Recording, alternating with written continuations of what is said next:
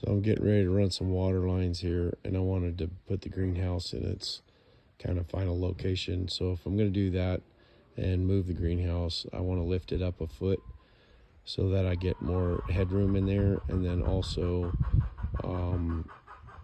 it's going to be, I'm gonna build a wall that goes around the outside. That chicken's distracting.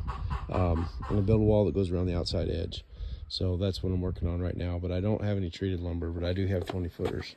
So I got my lumber laid out here, and because I don't have treated lumber, I'm gonna try to do a used oil treatment.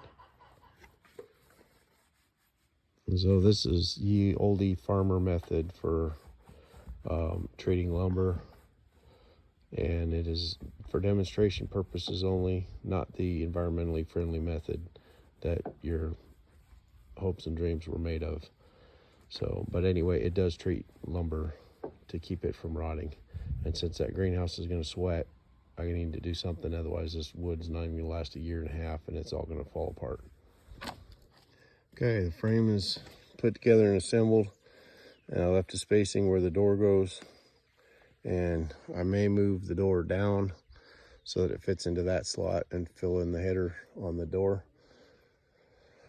Oh, that remains to be seen yet.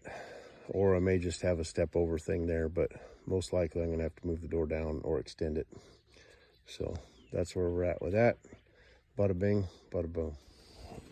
All right, we're here at the greenhouse, and I've got a piece of 1/2-inch plywood, cut it 1.5 inches. And if I fasten this to the bottom of the edge of this and then roll it up, I get 3 turns, and it lands right exactly on my stud on the top here. And I need to do something a little better for the extension on the door.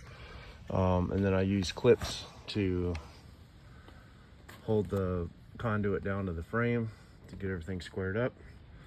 And so this is kind of what we're looking at inside right now. So I went around these outside edges, and then after I rolled it up, I stuck a screw in there to hold it. Now I could put a washer on there if I wanted to, but if it tears out the top layer of plastic, it's not really that big a deal because it's still going to hold it because it's rolled up in there. And then the idea is the water is going to come down and run off on the outside. Now it is going to sweat on the inside too, so eventually that wood's going to rot out, but all I got to do is uncoil it, stick a new piece in, and put it back on there. So I'm gonna wrap this one, and then we'll go from there.